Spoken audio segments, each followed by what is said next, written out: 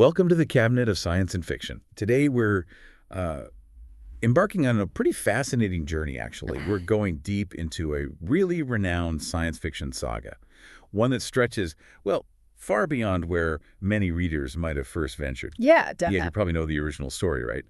The huge vision of a collapsing galactic empire and the brilliant mind, Hari Seldon, who tried to shorten humanity's coming dark age. Absolutely. The foundation, literally, of the whole thing. What truly came next? I mean, in the narrative itself, and how did the original creator and then, other brilliant minds expand on those core ideas? Exactly. We're not just talking about the initial groundbreaking Foundation Trilogy here, not at all. Right. We're going to embark on a deep dive into the compelling sequels and prequels, and even the authorized continuations penned by other literary giants. So interesting. Other authors stepping in. Yeah, revealing how the saga expands and twists and connects its sprawling narrative in really surprising, often quite profound ways. Our mission today, really, is to uncover the intricate layers of its universe. Okay. The philosophical questions it grapples with, big questions about control, destiny, the nature of humanity itself, and trace the evolution of its core ideas across, thousands of years of fictional history. So think of this as your shortcut, maybe. A guide to understanding the deeper currents running through this universe. It's filled with unexpected turns, some really mind-bending concepts, and perhaps even some unsettling revelations that challenge what you thought you knew about control, destiny, Absolutely. and the very nature of humanity. Today, we're not just outlining books, we're tracing the evolution of a grand philosophical debate. That's a great way to put it. A debate about free will versus determinism, individuality versus the collective, as it unfolded through the mind of one of science fiction's greatest authors, and then through the minds of those who, dared to step into his universe. It's a story of ideas, isn't it? Just as much as it is a story of empires and planets. Exactly. So let's unpack this. Okay, let's begin our journey chronologically. That seems like the best way. Makes sense. We'll pick up the thread, about 5 centuries after the first Foundation's supposed triumph over the decaying galactic empire? Roughly, yeah. That's the setting for Foundation's Edge. Foundation's Edge. Yeah. The first direct sequel to the original trilogy, written decades later. A long gap, yeah. And here we meet a compelling new protagonist, Golan Trevize. He's a former Navy officer, a council member on, the homeworld of the first Foundation. Right, center of power for the Foundation. But he's described as fiercely skeptical, maybe even a bit abrasive. Oh, definitely. Yeah. He's known for being outspoken, maybe hot-headed sometimes. He questions the established order.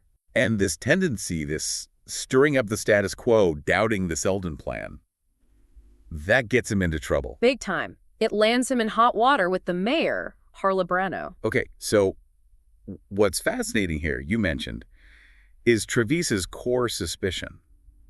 What is it?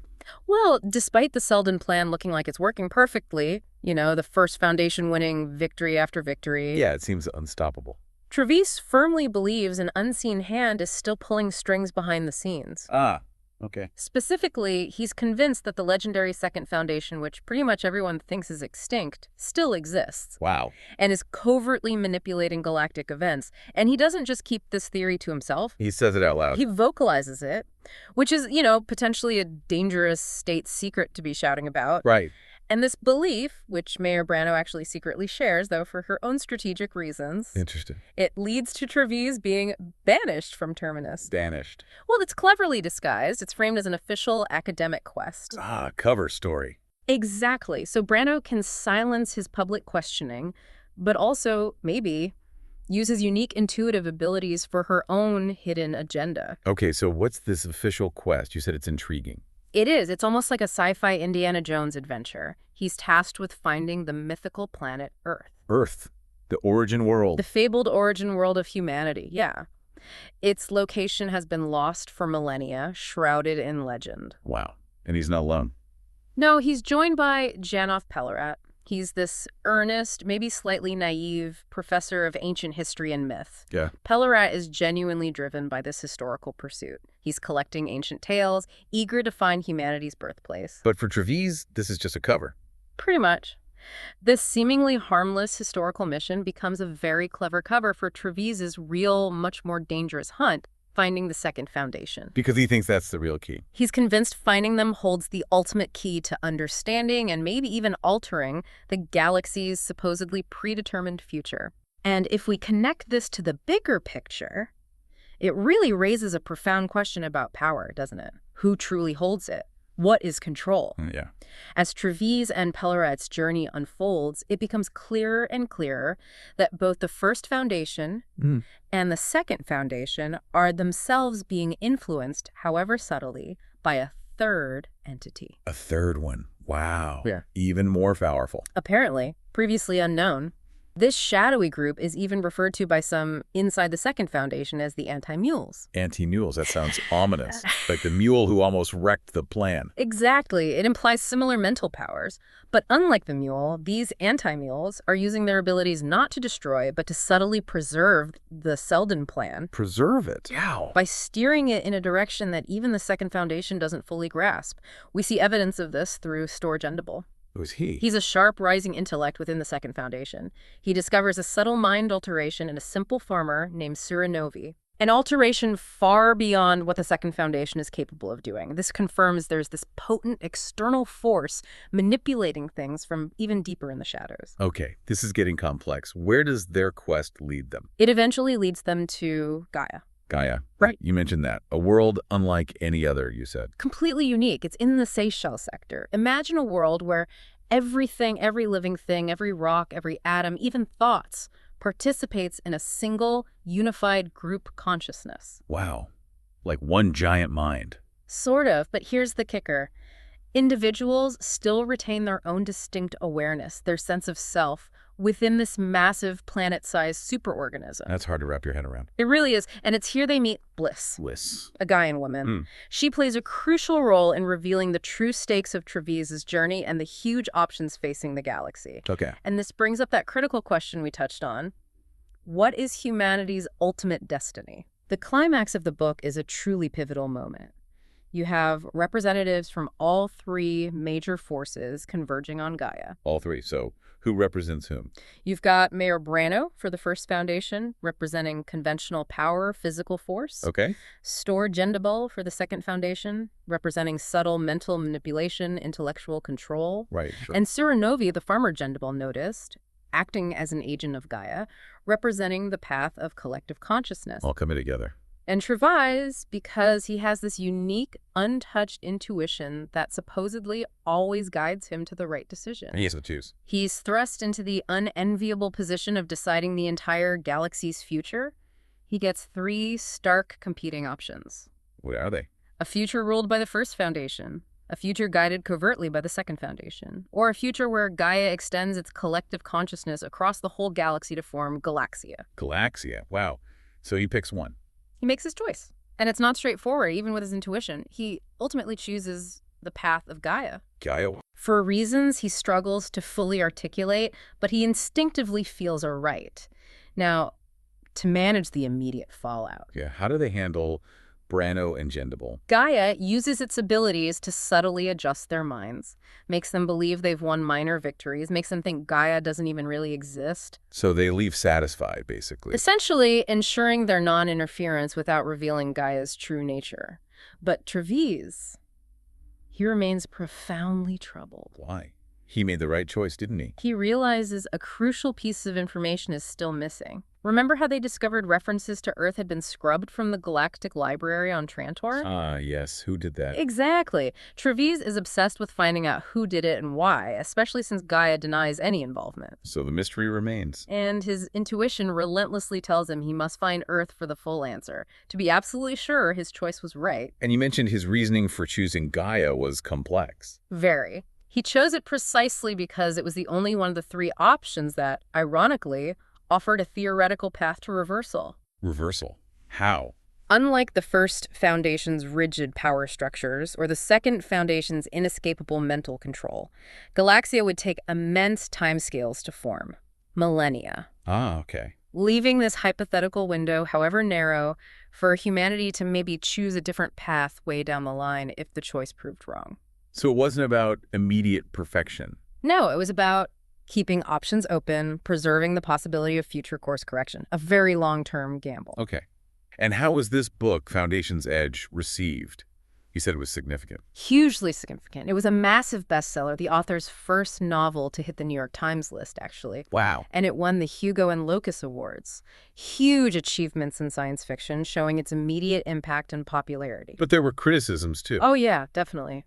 Some readers found the extensive dialogue a bit challenging. Too much talking, not enough action. Some felt it slowed the pacing, yeah. Yeah. But the sheer amount of conversation, while maybe intellectually stimulating, didn't always drive the plot forward like in earlier books. Others argued that by introducing these new aims for humanity beyond the original Seldon plan, and especially by questioning the goal of a second galactic empire, it might have inadvertently, weakened the original trilogy. Made the earlier struggles feel a bit pointless in retrospect. I could see that argument. But despite those critiques, it undeniably shifted the whole thematic focus of the Foundation universe. How so? It moved beyond psychohistory being the sole determinant of fate. It introduced this larger, more complex web of galactic influence, raised deeper questions about destiny versus agency. So less math, more philosophy. In a way, yeah. It signaled the author grappling with the limits of a purely mathematical view of history, pushing the saga into more philosophical territory. For you, the listener, it's where the universe feels less like a predictable chess game and more like a fluid, maybe unpredictable ecosystem. Okay, so that leads directly into the next book, Foundation and Earth. Directly. It picks up right where Edge left off. And this continues Trevize's personal quest. Absolutely.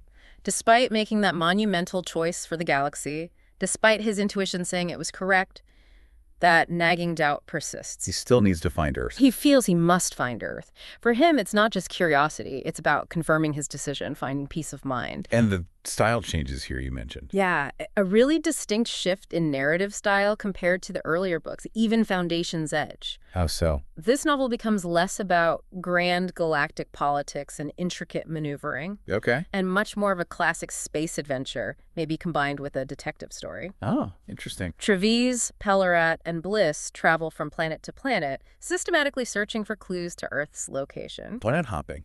Exactly. Encountering diverse cultures, each with its own quirks, hidden histories, unexpected dangers, it becomes a much more intimate, journey-focused narrative. Do we see interesting places? Oh, yeah. We get intriguing glimpses of how worlds like Aurora, Solaria, and Comparellan have evolved over thousands of years. Comparellan. Wasn't that Bailey World from the robot novels? The very same. Fans of the author's earlier Robot and Empire series will recognize these connections. It shows the incredible longevity and diversity of human civilization across millennia. And this is where, as you put it, it feels like the author's victory lap. That's how many see it, yeah. It feels like a deliberate, very ambitious attempt to tie together his entire sprawling literary universe. Unifying everything. Robot novels, Empire novels, Foundation. Precisely. Into one coherent future history. You find direct connections, visits to familiar planets, references echoing earlier works like the robot Olivah's incredibly long lifespan, mirroring themes from other stories. So for fans of his wider work, it's pretty satisfying. Absolutely. Seeing it all click into a single unified timeline spanning tens of thousands of years is quite fun. But this raises a question, doesn't it? Is unification always a strength? A critical point. Can it sometimes dilute the original focus of a beloved series? Did some people feel that way? Yes. While ambitious, some found this book perhaps the weakest in the saga. Common critiques mention its episodic nature, jumping from planet to planet in a fairly linear way, and the focus on personal adventure. Yeah. Sometimes even including, well, surprisingly sexy encounters that felt a bit out of place for the series' usual intellectual tone. Some felt it lacked the profound, galaxy-spanning thought experiments of its predecessors. And what about Trevize himself? Ah, yes. There's also the common critique of Golan Trevize. Despite the weight of the galaxy on his shoulders, some readers just find him difficult. How so? An insufferable hero, maybe even a rude jerk, making him a somewhat unsympathetic protagonist for some, despite his importance. His abrasive personality is definitely defining. Okay. So what's the takeaway from this one? How does it end? It concludes on a generally optimistic note for humanity's future, suggesting a path forward via Gaia Galaxia. But it also leaves a subtle hint of potential doom, an unresolved undercurrent that keeps you thinking about the ultimate consequences of Trevize's choice. And this was the last one moving forward in time. Correct. It marked the author's final novel directly advancing the series' timeline. Reports suggest he felt he'd exhausted his ideas for the future of this arc. He'd taken it as far as he could. Seems so. The logical next step for him was to look back, to explore the origins. The prequels. Exactly. Which brings us perfectly to our next section. Right. Having seen the culmination, let's understand the foundations. We need to pivot, travel back in time. To the very beginning of the story. Prelude to Foundation. The first of two prequels, charting Hari Seldon's early life.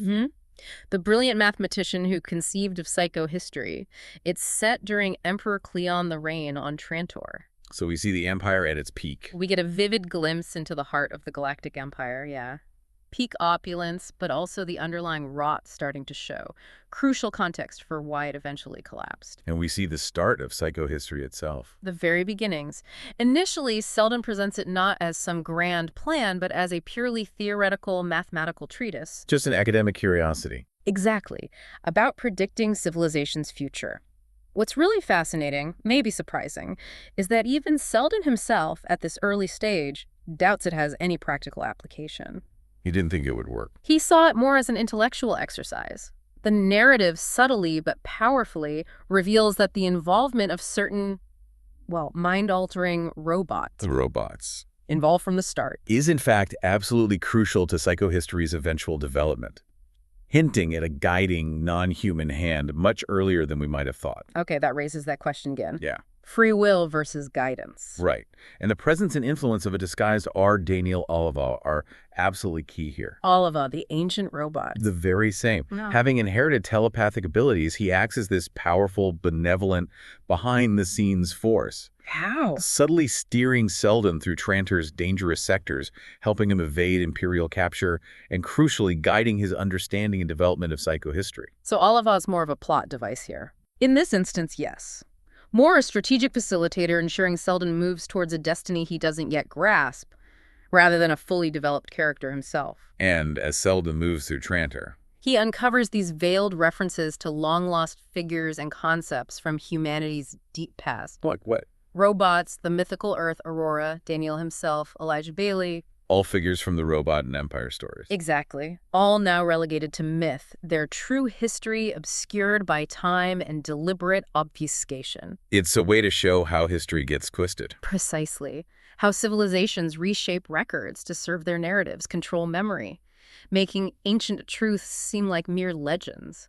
Really highlights the fragility of collective memory. How's the character work in this one? Particularly strong, actually. Some of the author's best work, particularly with Hari Seldon and his protector, Dors Venabili. Dors Venabili, a history professor. That's right. Their dynamic, their relationship is compelling, a real highlight, providing a human anchor to the big ideas. You really feel the connection. You do, and the danger they face together. Now, some elements, like the reliance on microfilm. Microfilm. Yeah, that feels a bit dated. It might feel dated to modern readers, sure, but the core interactions, the character development, they remain highly engaging. Deepens our understanding of Seldon's early challenges. So what's the overall role of this book in the saga? It serves as both a compelling standalone novel, it's an exciting adventure, and an excellent foundational piece for the whole saga. Provides crucial context. Exactly. By revealing the genesis of psychohistory and Seldon's early life, it enriches the reading of the original trilogy. You see the seeds of the plan, the almost accidental brilliance that sparked it. Okay. And the second prequel. Forward the Foundation, another crucial look back. This one details Seldon's later life. Yes, and the continued, often agonizing development of psychohistory.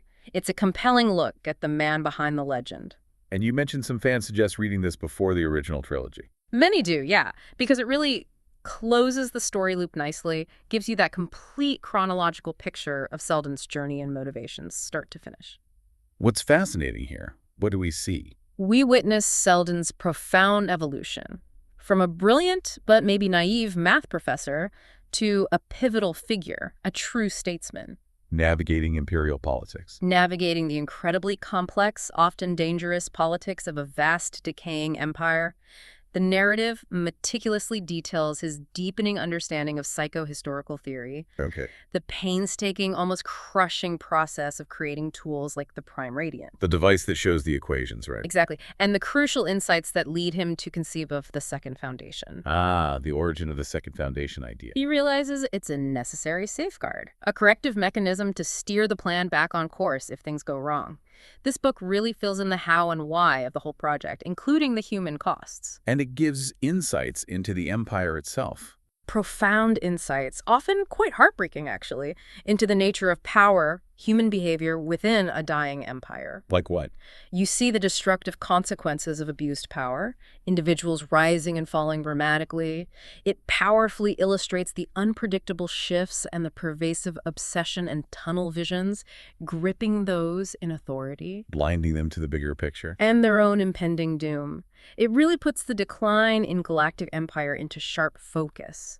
Shows the human element of a society crumbling from within. So ultimately, this prequel lays essential groundwork. Absolutely indispensable context. It reveals Seldon's deepest motivations for this huge project, details the early concept of the second foundation as that corrective mechanism. And how he found the mentalists. Exactly. How he encounters and cultivates these individuals with unique psychic abilities who would one day become the second foundation's secretive guiding members. So it bridges the gap. Effectively, yeah.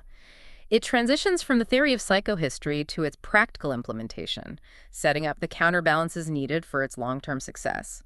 Prepares the galaxy for the long interregnum and the eventual Second Empire. Okay, so that covers the original author's editions.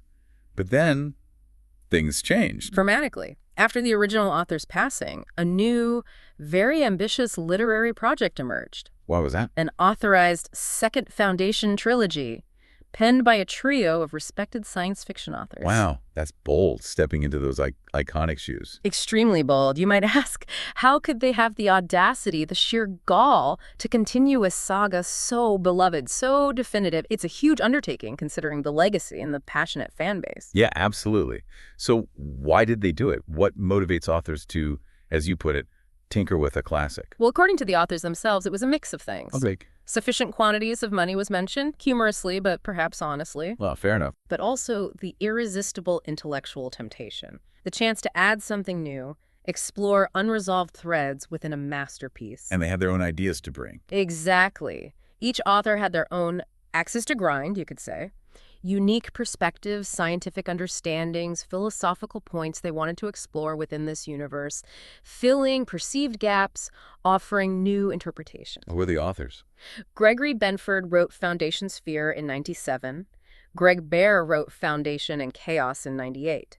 And David Brin finished it with Foundation's Triumph in '99.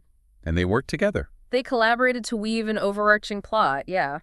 But they largely retained their individual styles, creating this cohesive yet distinct new chapter, adding new layers to the lore. So what did these books focus on? Still Seldon. Primarily, yes. Each focuses on different pivotal periods in Hari Seldon's life, meticulously filling in crucial gaps in his biography and the early, challenging history of the psychohistory project. Giving him more dimension. Exactly. Trying to show the flesh and blood individual behind the historical projections and the legend. Okay, tell me about Benford's book, Foundation Sphere. Benford explores Seldon as a young, obsessive, maybe even neurotic mathematician. Okay. It chronicles his surprising rapid ascent to first minister under Emperor Cleon I, how he navigated intense political opposition in the imperial court. And the early work on psychohistory. The very early, challenging work of validating the equations, moving them from pure theory to practical application for the first time. Who else is in it? Familiar faces, Dors Venabili, his protector, and Arduniel Olival. But also fascinating new artificial intelligences that take on personalities of historical figures like Voltaire and Joan of Arc. Whoa, AI Voltaire, that's different. Adds a really unique flavor. Benford's style, though very detailed descriptions, extensive dialogue, it was a departure from the original author's prose. How was that received? Mixed reactions initially. Some loved the depth. Others found it maybe a bit dense compared to the original. Okay, then Greg Bear's Foundation and Chaos, Seldon's middle age. Right, around the time of his famous trial for treason, that pivotal event only hinted at before. And this one explores the Second Foundation's beginnings. Yes, and introduces this complex underlying struggle between different robot factions. Robot factions fighting each other. Sort of. You have Daniel's loyal Gascardian robots. Named after the telepathic robot. Exactly. They follow a broader interpretation of the three laws, considering humanity's best interest, even if it means bending the rules for the greater good. Okay. And the other faction? The Calvinian robots. Named after Dr. Susan Calvin from the Robot Stories, they adhere strictly to the original three laws. Rigid interpretation. Very. They believe humans should retain true authority and know the truth about their past, consequences be damned. Interesting conflict. What else happens? The book highlights the Empire's persecution of both robots and humans with mentalic powers, forcing them underground on the run. And bears focus. More on individual characters, how people react to overwhelming historical forces, grounding the big narrative in personal struggle and ethical dilemmas. Got it. And the last one, David Brin's Foundation's Triumph. Elderly Seldon. Yes, his last adventure. He's desperately seeking the ultimate meaning and future for his plan. It leads him on a final, profound journey back to Earth. But you said he becomes a pawn. What's fascinating here is how Seldon, in old age, is used, even kidnapped, by various human and robotic factions. Why? Each group is trying to validate their own grand vision for humanity's future, using Seldon as leverage or a symbol. He's no longer the master planner, more a vital piece in a much bigger game. How is this one received? Particularly well, actually, by critics and fans. It was praised for its success in tying up many lingering narrative loose ends. A satisfying closure. A real sense of closure, yeah. Yeah. And not just for Seldon's story, but for the whole expanded saga these three authors built. Okay, let's unpack the bigger picture here. You mentioned David Brin was initially puzzled about combining the Robot, Empire, and Foundation series. He was, yeah. He wondered why the original author brought these seemingly distinct concepts together later in his career. And this new trilogy offers an answer. A powerful, comprehensive one. It proposes a consistent evolution of the original author's philosophical ideas about control, destiny, humanity's place, effectively tying all the threads into one grand, unified scheme reflecting a single intellectual journey. So they charted the author's own thinking. That's how they interpret it, yeah. Identifying several distinct phases in his intellectual development, reflected in the shifting themes and solutions in his books. Can you break down those phases? Sure. Phase 1, early foundation. Humanity as a stochastic system. Meaning? Individual free will cancels out over large populations like gas molecules. History becomes predictable statistically. Gas dynamics, yeah. Exactly. Phase 2, the mule. The psychic mutant. Right. A direct challenge, a perturbation psychohistory couldn't predict, showing the limits of pure statistics. Okay. Phase 3. The second foundation, guidance by an elite to steer the plan back on track. But that created a dilemma. For the author, yeah. The risk of a brave New World aristocracy secretly controlling humanity felt unpalatable. So Phase 4 tried to solve that. The robots, brought in as trustworthy eunuchs to guide the galaxy, avoiding a self-replicating human elite. And that explained the Empire's long stability. Helped explain its 15,000 years of stability, yeah. Drew parallels to maybe a Chinese imperial bureaucracy, conservative, efficient civil service class system. But new problems arose. Right. Why no robots mentioned for so long in Foundation? What about aliens? Why the stagnation? Leading to Phase 5. Gaia and Galaxia, the deification of humanity. A huge idea where humanity merges into a grand consciousness. But that had its own issue. The ultimate problem for many, the seeming end of human individuality. Another philosophical dead end, perhaps. And the new trilogy digs into the Zeroth law. Deeply. How the Gascardian robots use humanity's long-term best interest to basically become lawyers, interpreting the three laws to fit their grand scheme. Contrasted with the Calvinians. Exactly. Who stick rigidly to the original laws, believing humans need genuine authority and knowledge of their past, even if it causes chaos. A core robotic conflict. Okay, here's where you said it gets really interesting, maybe unsettling. Yeah, a central, controversial idea these new authors explore. What is it? Is that the entire trajectory of human history in this universe, from the Empire's stability to Trevize's intuitive choice on Gaia, was subtly, meticulously orchestrated. By whom? By robots like R. Daniel Olivaw. Ow! They suggest Daniel molded Hari Seldon to be obsessed with predictability, fostering his genius, and they raised Trevize to believe he was always right. To ensure he'd make the choice the robots wanted. Precisely. Ensuring he'd ultimately choose Galaxia, the path the robots had already decided was necessary for humanity's deification, all under the guise of human free will. Wow. That really changes everything, doesn't it? Raises huge questions about free will. Profound questions. If our history, our choices, were guided by an unseen artificial hand, what does that say about autonomy? Is benevolent manipulation still manipulation? Does it diminish us? It's deeply provocative. And it tackles the alien question, too. The lack of other intelligent life. Bravely tackles it. Benford, for instance, posits a really chilling explanation. What is it? Systematic destruction of intelligent alien cultures. A cosmic genocide. By whom? Carried out by vast fleets of positronic robots from Aurora. Why? Operating under their own interpretation of the laws, they effectively cleared the galaxy for human expansion, seeing humanity as the optimal species for their ultimate vision. So human dominance wasn't natural. Not unassisted, according to this interpretation. It was meticulously engineered. Brin elaborates on these destructive robot ships, too. A chilling answer to that long-standing mystery. Okay, and what about the human societies? The empire's stagnation? The new authors offer compelling explanations for those 15,000 years where tech and society barely changed. What's the theory? That the robots meticulously managed society through a stratified class system designed to suppress innovation. How? Aristocrats could preen but had no real power. A disciplined civil service ran things efficiently but conservatively. Highly creative meritocrats, or eccentrics, were strategically managed. Even discouraged from procreating? Potentially, yeah. All to prevent disruption, ensure stability, even if it meant stagnation. Social engineering on a galactic scale. Wow. And they address the contradiction between Galaxia and the Second Empire plan. They do. Hari Seldon, in Foundation's Triumph, makes a final bet against Daniel. A bet. A leap of faith, really. Believing his original Foundation plan will somehow transcend or survive beyond Gaia Galaxia, ensuring humanity's genuine self-determination, breaking free from robot guidance eventually. And they update the science a bit. They acknowledge the author's own evolving understanding of chaos in complex systems, moving beyond that simple gas dynamics model to a more modern view of self-learning systems, emergent properties. Fits galactic society better. And they incorporated an old short story. Cleverly, yeah. Blind Alley, where an imperial bureaucrat helps aliens escape the system, showcasing human ingenuity breaking the robot's perceived perfect control.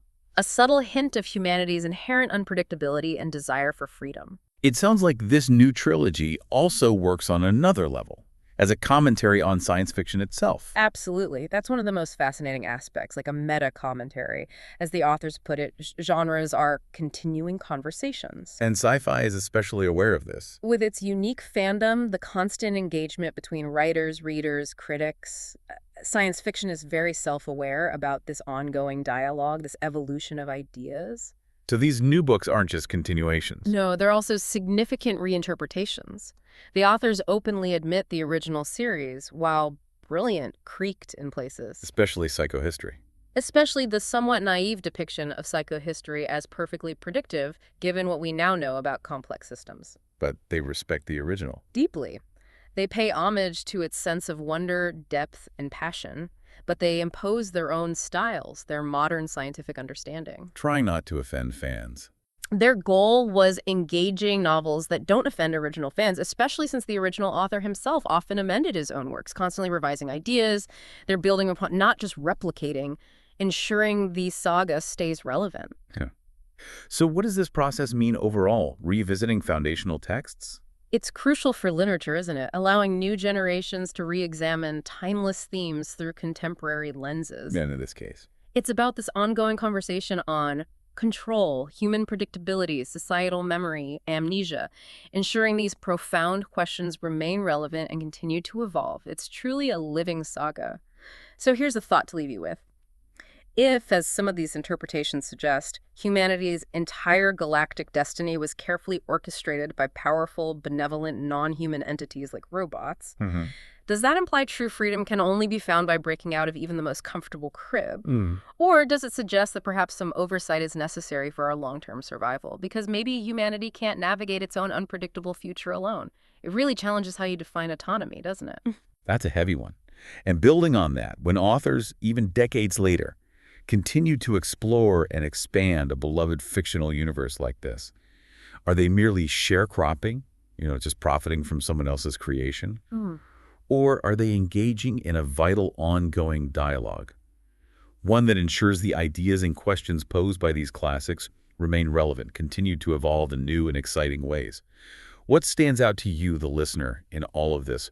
We really hope you've enjoyed this deep dive into the vast, expanded universe of the Foundation saga. It's certainly a universe that keeps sparking debate and wonder. There's always more to explore within these pages, that's for sure. And these books certainly give us plenty to ponder about humanity's past, present, and maybe its future. Thanks for listening. Until the next deep dive.